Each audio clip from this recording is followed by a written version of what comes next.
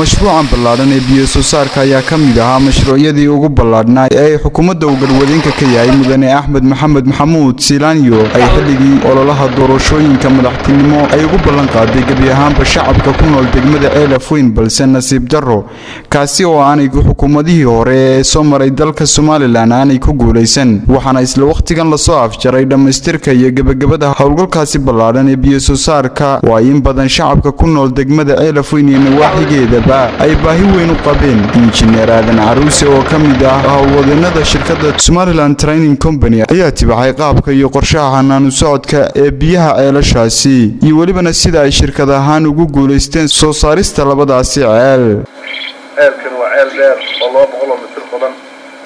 wuxuu ka mid yahay ceelashii shirkadda Somaliland Training Company ee qoday ceelasha ugu biyaha badan saacadii wuxuu soo saari karaa 60 متر كوبي أي صار كلام معناه صدق بقوله فاصله يستاهل ونمرنا جوزين هل متر نخلص بعين بيها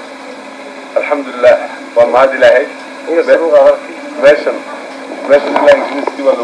لودي والمسلم وهاي مش هو رسم زاد عفاف والمسلم يصلي إلهي مهدي وأنا وضعش Somaliland Training Company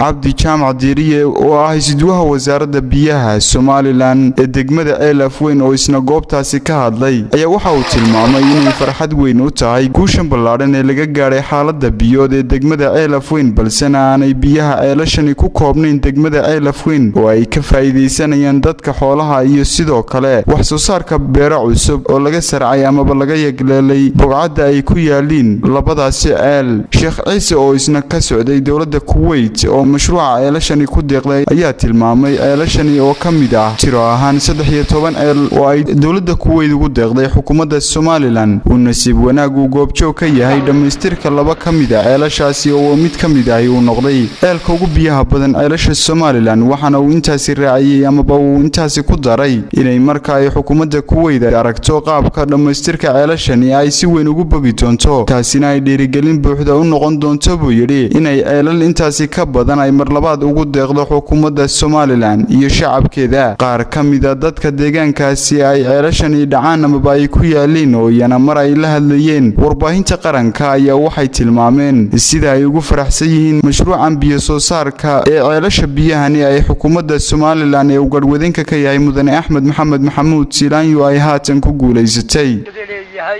maamul iyo dawlad in kastaba dadka noo qoday alxamdulillaah rabbil caalamiin mahad ilaahay baanu u jeedinay ilaahay nin walba hadii ka leeyahay umada ceelka noogu deeqday iyo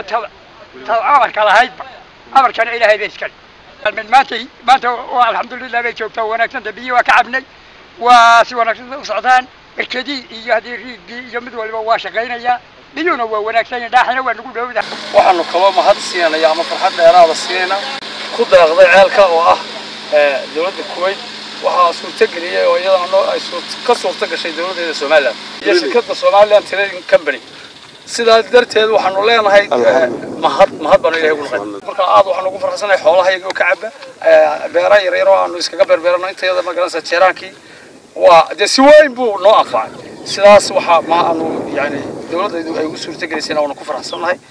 waxaan halkaasi kula wareegay furayaasha labadani ceel isduwaha wasaaradda biyaha Somaliland ee degmada Ceelafweyn Cabdi Jaamac Diiriye waxaana waqtigan laga bilaabo ceelashaasi si toos ah u maamuli doonta wasaaradda biyaha Somaliland waa Cabdiraxmaan Ismaaciil Siciid telefishinka qaranka Somaliland Ceelafweyn